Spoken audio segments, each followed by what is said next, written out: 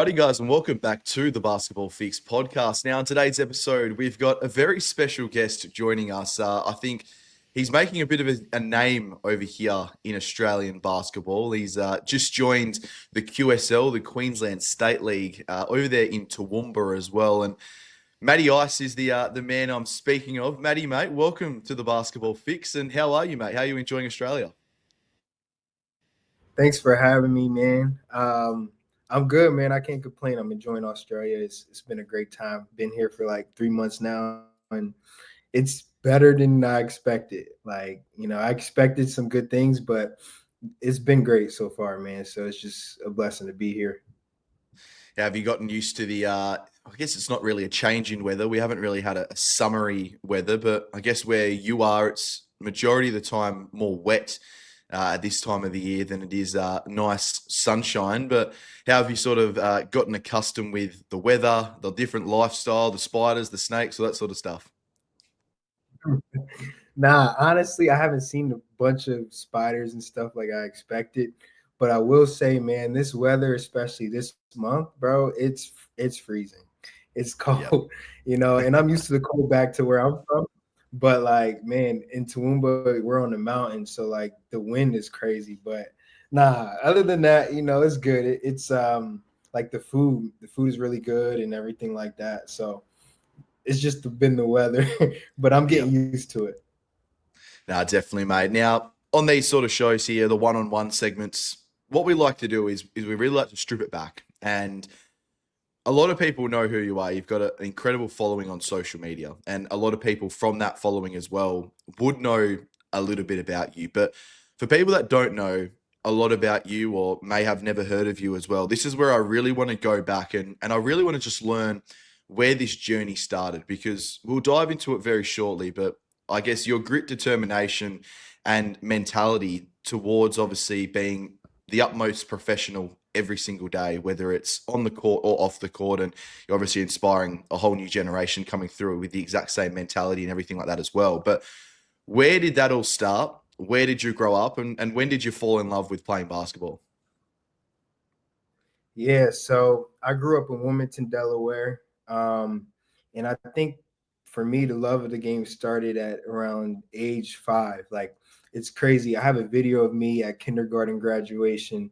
Like, at kindergarten, like they have you walk across the stage. They gave us a mic and they asked us, like, they told us we had to, what do we want to be when we grew up? And at age 5, like I don't even remember it, but my mom has a video of it, and we recovered it about like 4 years ago. And it's me going up there in front of probably 100+ people, and I say, when I grow up, I want to be a basketball player. And just looking back at that, like since then, it's been that, just playing. And my mom helped me get better at basketball at an early age, and then she put us in leagues and things like that. And just the love of the game has just pushed me to where I am now. And honestly, I've been through so many ups and downs, more downs than ups. Honestly, I got cut as a sixth grader, seventh grader, and as an eighth grader, I was on JV. So those years in middle school, um, it kind of increased my drive, even though I got cut. But I always knew I wanted to, keep my dream as a kid. So it started at an early age with a bunch of kind of lows that just pushed my motivation to like continue to, push me to my limits and see how far I could take it. No, I love that, mate. And I guess that sort of stems to the whole story of yourself so far. And your journey is still only beginning as well. But can you give us a bit of an insight? Where did you play your high school ball? And then after your high school ball, what was sort of the challenges and obviously what was the next step in your mind, which may not have come to fruition at that particular point, but what was the whole journey around high school basketball and just after that as well? Yeah, so I went to a school in Delaware called Concord High School. It's a small school in Delaware, not really like not the schools you'll see on the main like social media platforms, just a regular school. And I was an undersized kid. Like, man, I was probably as a freshman in high school, probably 5'5", skinny, short.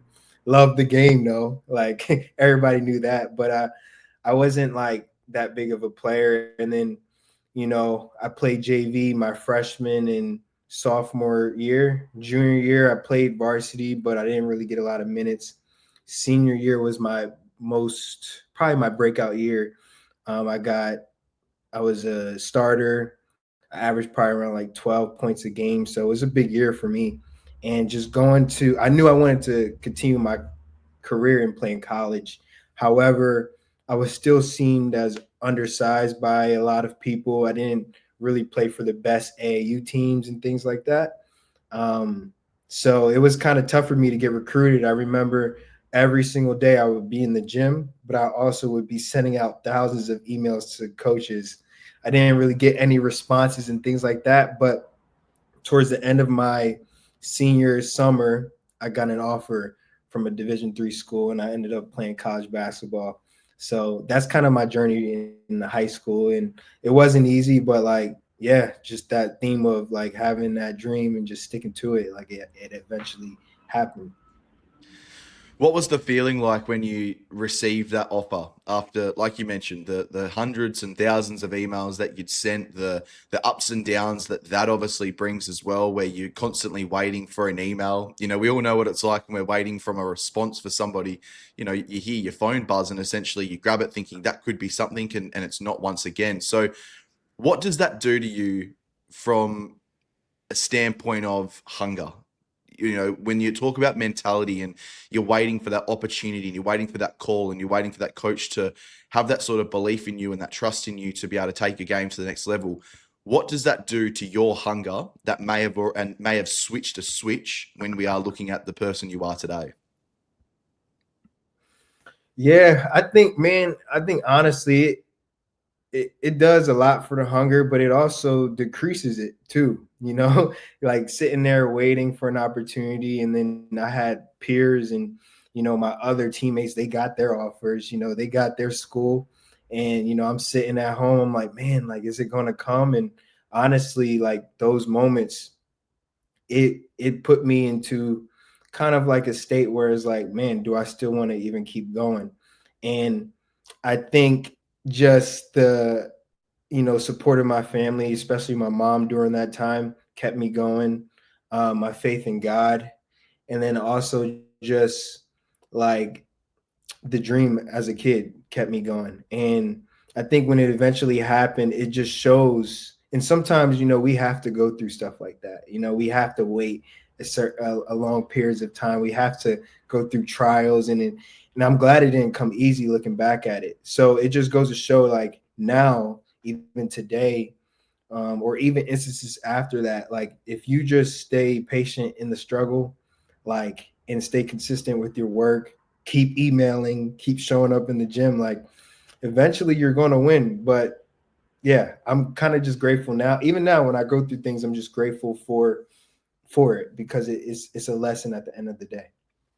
I think that's a massive thing for kids to hear coming through. Is it's not everything's handed to everyone. There are people who in which are, specimens. They're 6'9", they're athletic, for example, when we're talking basketball specifics, and the world is at their feet. But for other people, that is not just how it is. You've got to have the drive, the determination, the hunger, like we've spoken about as well, and also just a level head. And I think that's obviously one thing that we can tell from you very quickly is you've been raised so well. You've got an amazing family behind you as well, and that is something that in which is going to help yourself and is something that you are trying to instill into this next generation as well, with all your social media clips and your academy that you've got going on as well. So I think that's a massive credit to yourself in that particular part of your journey where you're still such a young character coming out of high school, getting into a college system. So can you give us a bit of an insight into your college journey? You spoke about Division III there. What was that like? And yeah, tell us everything about college, the good, the bad, the ugly, everything. Yeah, college, man, my 4 years. So I played 5 years of college, four at Lycoming College, and those 4 years at Lycoming College was amazing. Like, shout out to Coach McGarvey. He's the one who recruited me at an AAU tournament. It was actually the last AAU tournament of my senior season. And if I didn't get an offer there, I was done. So it was crazy how it happened, but he saw me at game and he recruited me and I signed there, and like it was an amazing 4 years. We won we won two championships, two in a row. I played with some great teammates throughout the years. We were a family. Um, I broke a school record for 11 threes in one game. So I still have that record to this day. I think I'm seventh in all time in 3-pointers made and things like that. So it was a great experience there. I got better as a player, as a person. And yeah, it was amazing. My 5th year, so, COVID happened, which means that like every senior got an extra year. So I decided to transfer out because my previous school didn't have a master's program. So, there was nothing more else for me to learn there in terms of like in the classroom. So I had to transfer. So I transferred to Lancaster Bible College. Um, and, coming there, I'm thinking like, all right, I'm about to win another championship and I'm about to, get my 1,000 points and things like that. And it didn't go as planned, man. And as a 23-year-old, as a guy who started 4 years at my previous school, won two championships, I was a bench player. I averaged 1.6 points per game.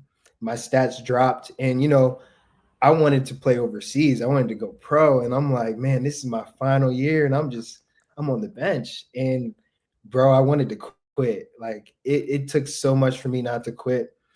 But honestly, I don't know how, like to this day, I don't know how I survived that because I lost the love for the game. It was a struggle for me to come to practice. I didn't want to go.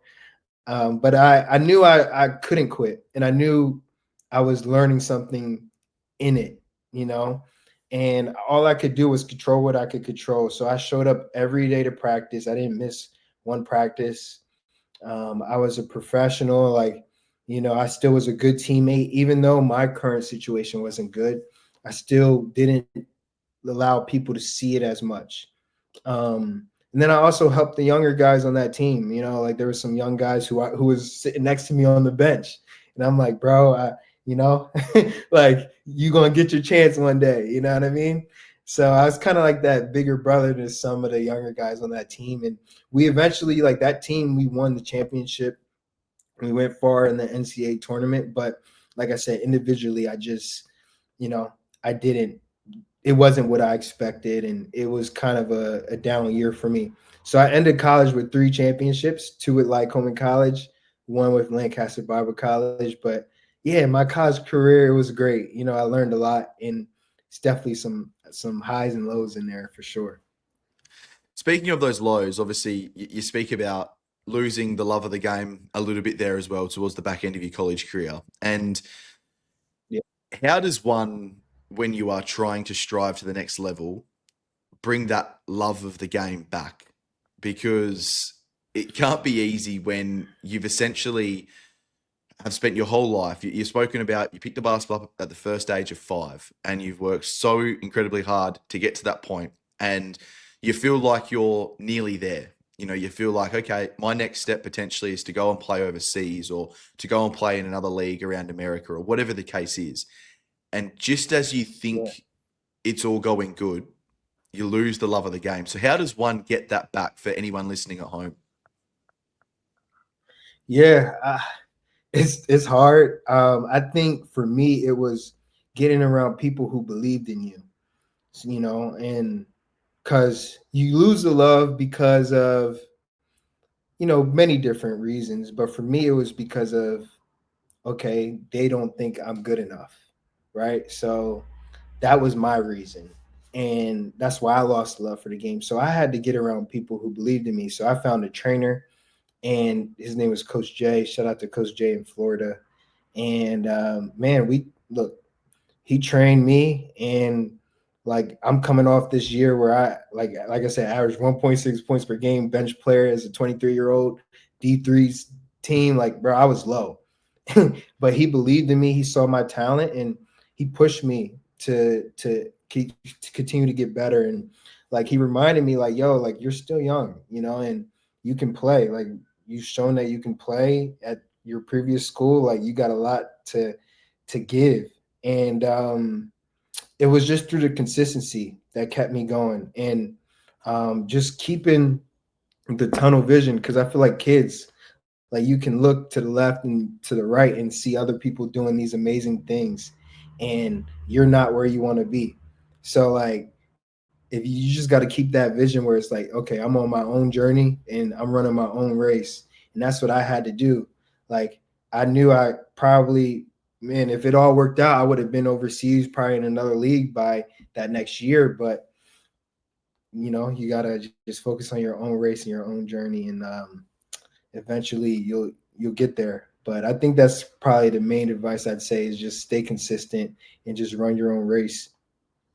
Oh, perfect, mate. And obviously, after college, I've seen a Yeah. few little things pop up on your social media of you attending some camps, I believe, some scout camps and everything like that to try to get some offers from, I believe, international opportunities, potentially in Europe and everything like that as well. So, can you give us a bit of an insight into that? Because I'd imagine those environments would be nearly unlike anywhere else in the world because you are fighting against every single other player in that gym for an opportunity. And there may only be a handful of opportunities to go around a couple of hundred players over a whole entire camp. So, what was the environment like? What did you learn from it?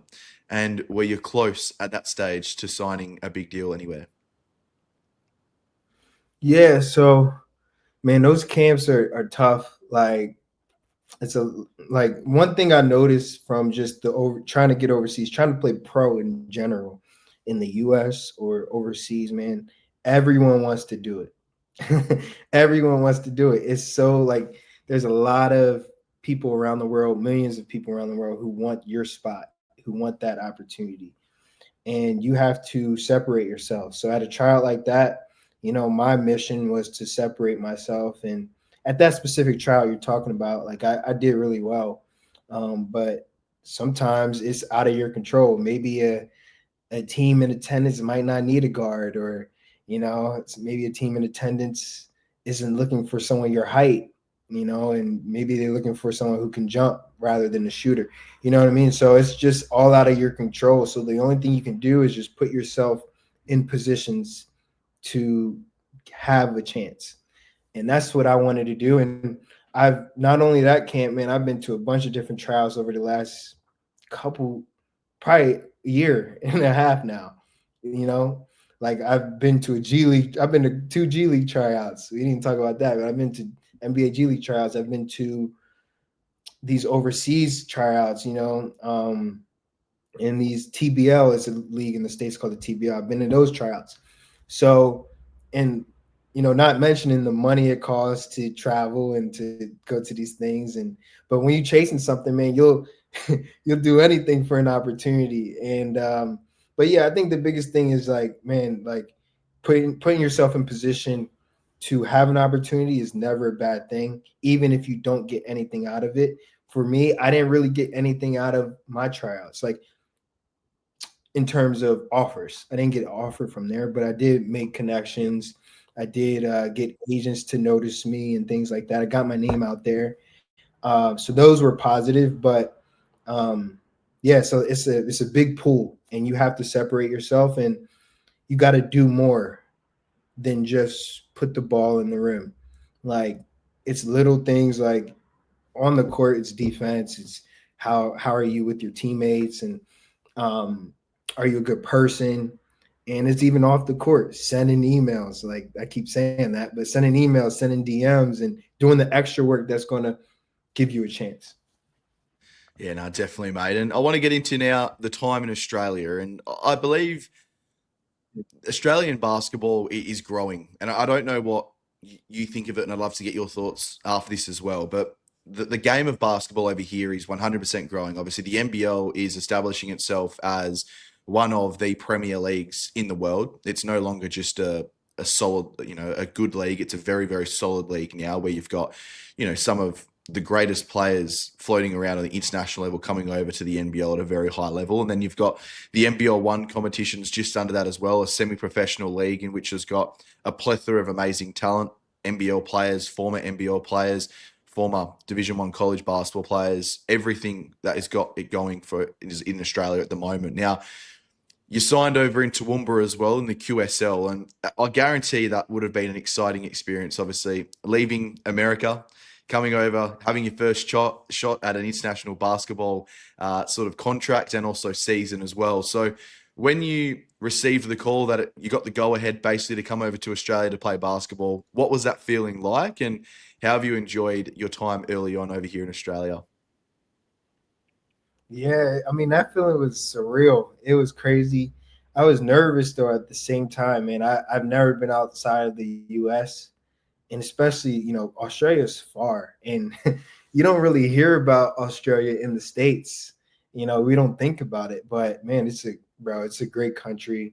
And like so far I've enjoyed it. Shout out to Coach Sean Connolly too. Like he didn't have to give me this opportunity, but he definitely he came through and he did. So I appreciate him, and I appreciate my teammates for just welcoming me, the city, the people out here, the fans, and it's a great community out here. I know a lot of people haven't been to Toowoomba, but don't sleep on it.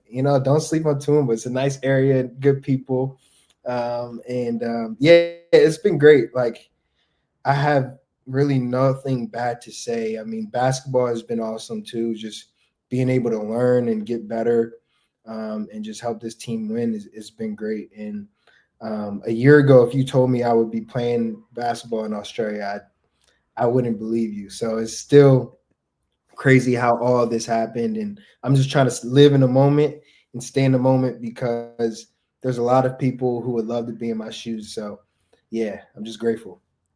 No, definitely, mate. And let's have a little bit of a reflection on your first professional season as well over here in Australia. It's been an up and down season for a number of reasons. Obviously, wins and losses. Obviously, you trying to establish yourself in the Yeah. lineup as well. We've seen some funny social media clips as well. With the one that sort of comes to mind straight away was with the 20 seconds left on the shot clock potentially, and your coach is telling you go get another bucket, and you drive to the basket and everything like that as well. It seems like first and foremost, you're having fun, and that's what's most important. And then, obviously, secondly, you're really getting something out of this experience over here, whether it's, like you mentioned, learning from the veteran guys on the team and learning what a professional organization is all about as well, and taking that next step. So, how has it been in terms of the funness, the up and down, the starting, the bench riding, the everything like that of professional basketball? Yeah, I think for starting off with the fun, like it's fun. Yeah, of course. Like I've been around the areas, and I've been to the Gold Coast, Sunshine Coast, and it's just like it's great. Like coming, I've never seen kangaroo before. I've seen those things, seen those type of animals, and it's just been fun. Like to just experience a new country and everything. And then on the court, it's been fun as well, man. Like we've talked about, like my college season and my last college season, it wasn't the best, and this is the most I've played in in a while. I played last year, but you know what I mean. Like I feel kind of in my element again, and that's been fun, and learning has been fun, especially the highs and the lows. Like right now, our record isn't where we want it to be, and it's not over. Like I believe we can still make finals and things like that, but it's definitely been a learning curve for sure. Like trying to implement myself into the team is definitely a challenge. I'm a new guy. I'm the import, so that's always an adjustment and trying to, see how your teammates play and them learning to adjust to you, and me learning the offense and how Coach Sean wants to play and how he wants to play fast and moving the ball instead of a lot of dribbles. Because the U.S., that's more of a one-on-one game, but out here is more okay, pass, cut, screen, off-ball screens, and things like that. So that's been an adjustment, but it's been fun, and I've learned a lot since I've been here. I've learned to handle pressure, especially being a social media influencer and things like that, like having the fans and that the attention, the media, people online saying things and people expecting big things and having to go out there and perform in front of them, man, I've learned to play through that and perform through that. So, man, I've grown a lot, and I don't think I'll really realize everything that I've learned until later because I'm just in the moment right now. But I'm enjoying the journey, man. I can't even complain. I can't No, complain. definitely. Definitely, mate. And I was actually going to Yeah. ask you about the attention because we've seen it on social media. You know, you've obviously got already a great following as it is, but you know, you're getting local news coverage. You're getting plenty of people coming up to you before and after games and having to deal with that whilst also trying to stay locked in a game, and then obviously making sure even after a loss, you know, you've still got to give love back to the fans as well, because without them there's no basketball and there's no professional teams as well. Yeah. So that would be a little bit different to the college system to a certain degree. Obviously, everyone is kind of in one big school over in America, but over here, it's in any professional league, really, it's more about giving back to the fans. So, how have you dealt with that? I guess work-life balance. You know, we'll call basketball work for now, and I guess your life balance is more your social media stuff as well, with your everyday interviews and everything else going on as well. Yeah, no, I mean, shout out to the Toowoomba fans and the fans across the Queensland area. Like the love has been crazy. Like just being able to give back and people, like you said, coming up to me. I go to the mall out here. Every time I go to the mall, someone recognizes me and says hi. And before and after the games, people want pictures, and it's crazy because like I would have never have thought like me, the kid who was cut back then and doubted, is just doing all this here, and it's just been amazing. So the love has been great, especially even across the country. Like people DM me and say, "Yo, love your stuff from Sydney, from Perth. We want you to come out here." So it's just been great. And yeah, what was the second part of that question? I can't. My bad. I went on Just a more like tangent how there. do you balance the work life balance essentially? You know, you've got like your basketball and then obviously your social media side of it as well. Yeah, it's like, and then yeah, I remember you asking about like how do you feel after a loss, having to give back. I think for me, it's just thinking about the bigger picture, and yeah, we want to win, and losing sucks, but at the end of the day, like I kind of have this mentality that it's not about me, and it's just me trying to be selfless. And like at the end of the day, like these kids and just people like even people older than me, like pros, like you know, um, they they look up to someone who's chasing their dreams, and I just try to like keep myself out of it, and my like especially after a loss, like giving love to people and just giving back, and just my goal is just to show people that yeah, you can go through a lot and come out on the other side and chase your dreams. So yeah, that's kind of like how I've been dealing with that work life balance, and just you know recognizing that it's not about me, it's about just inspiring people at the end of the day. No, definitely, mate. And let's get into the Yeah. future. I know you're obviously still playing, and we're not going to be diving into any interest, any other contract offers, anything like that. I just want to know what your goals are going forward. Now, obviously, we are an NBL platform, and NBL one, NBL, you know, is the dream and the goal to stay around Australian basketball and try to work yourself up and work your way up, or do you want to have? I know you've mentioned it a few times in this show already about playing over in Europe as well. What's the sort of goal where, if you could pick right now, this is where you'd roughly want to sort of take your career after your time in Toowoomba? Yeah. Honestly, like I love Australia, man. So I definitely want to continue my career and keep playing out here. Um, yeah, so I'd say that like in terms of leagues and stuff, like I'm still in season, so I do my best just to, like I said, stay in the moment. But I definitely want to make the jump to NBL one. and see how I play there. And I know I have the talent for it, and I'm just focused on just taking it a day at a time and getting better. This season, I'm getting better, and I'm excited after this off season, like during the off season, just to continue to get better. And yeah, I think the next step, like for me, we'll see, but I definitely want to continue to play in Australia for the years to come. I love every part about the country, and I think yeah, I think we can make some noise out here, man.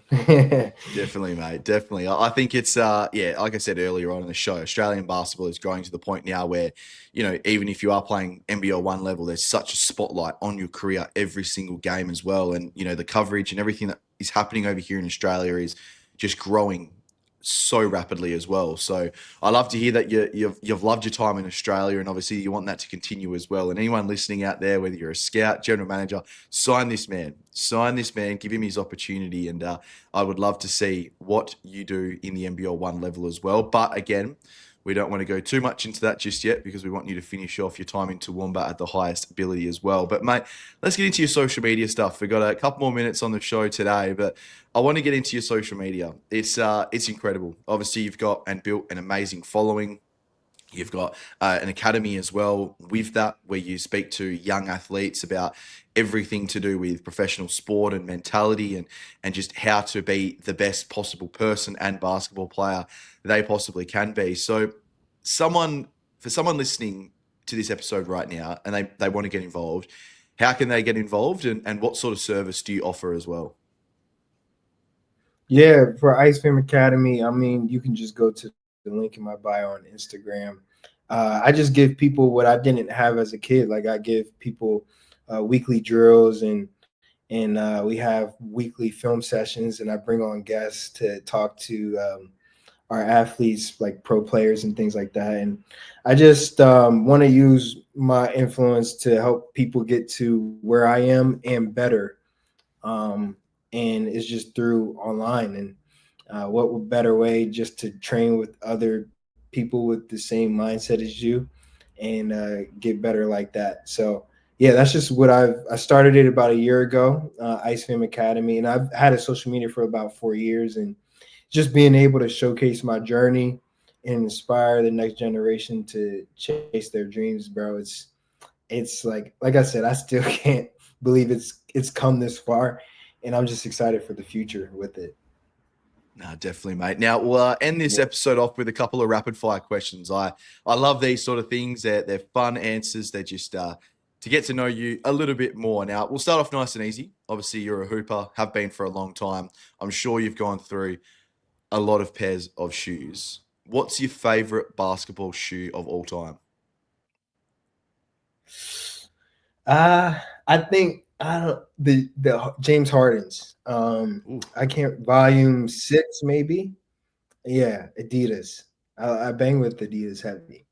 Yeah. nice. That's probably, I reckon I've asked a lot of people that question. I think it's the first time someone says James Harden. I always get the boring Kobe's, LeBron's, KD's, Kyrie's, all that sort of stuff. But the James Hardens, that's nice. That's a bit of a throwback as well. Uh, one meal, if you could have one meal for the rest of your life, whether it's a dinner meal, a lunch meal, or a breakfast meal, what would you eat and why? um, you can never go wrong with pasta, man. Like some nice pasta, easy to cook, and it gets the job done, bro. So I'd say pasta. Perfect, mate. What's the biggest hype up song at the moment for yourself? What's the song that when you're getting ready for a game, you're locking into the zone? If you could pick one song, what would it be? I know there's probably a lot. There's probably a whole playlist worth of them, but what's your favorite at the moment? Man, man, that's a good question. I don't really get hype. I don't like to get hyped before the game. I like to feel calm. So Nice. I listen to calm Christian music or just regular, just nice calm beats or vibey or that type vibe.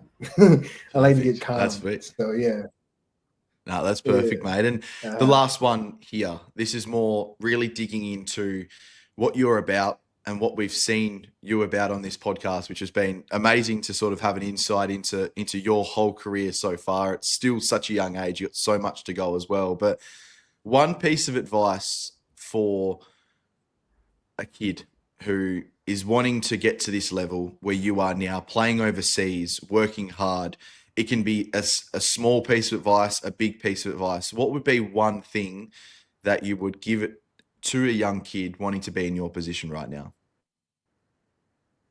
Yeah, I'd say the biggest thing is just to run your own race. Um, like I said earlier, and you can just look at my journey for an example, just going from being cut in middle school to playing Division III basketball, to being benched and all of that. Like, sometimes it doesn't make sense in your journey. Like one game, you might have 0 points and you're like, bro, I put in all this work. Why is it not, why is it not translating? And I should be averaging 30 like this guy. And, that stuff can just tear you down. And, if you just focus on the process and not really worry about the results, because the results don't matter, you can just focus on the process and the journey, man, you can get to where you want to be. But it comes with consistency. And I say that's the biggest thing. Like a lot of people, they'll start something and then they won't finish it. So if you really want to play basketball, if you really want to do this at a high level, and it's hard, don't get me wrong, but you got to be consistent and you got to put yourself in positions and put yourself out there to get better.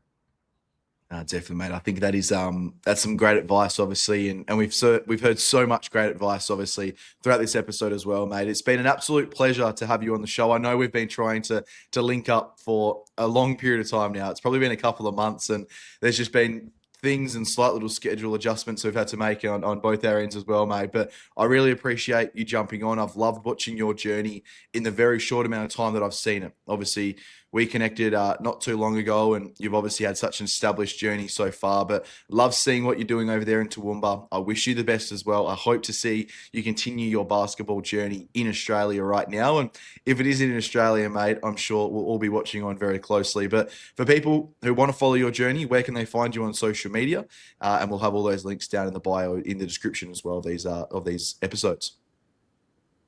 Yeah, man. Yeah. Follow me on Instagram, YouTube, Snapchat, TikTok. I'm on everything. And yeah, bro, thanks for having me. You guys are doing great stuff with the NBL. I'm actually starting to get into the NBL a little bit. Like, in America, you don't really hear about it, but now that I'm out here, I'm liking it. Bryce Cotton. I watch guys like him and Tyler Harvey. Shout out to Tyler Harvey. We've been following each other for a while, and I'm excited for the future of the NBL. It's looking great. The game of Australia, or the basketball in Australia, is growing. And yeah, I'm excited to be a part of it. Definitely, mate. It's there's probably no better time to get involved in the NBL than this season, with the amount of talent, the amount of attention and worldwide attention that it's currently getting. And we're about to have probably another 4 or 5 players get picked up in the NBA draft from the NBL as well. So again, exciting times ahead for the league. But we'll talk about that in more episodes here at the Basketball Fix. But mate, again, I really appreciate you jumping on today's episode. And like I said, I'm looking forward to continuing to watch your journey from afar. And hopefully one day you'll be over here in WA playing basketball for one of the local teams over here, and we can connect in real life. But until that day, mate, I'm looking forward to obviously watching you. But thank you once again for jumping on the show, and I'm sure we'll catch up soon. Yes, sir. Thanks for having me. Thanks, mate.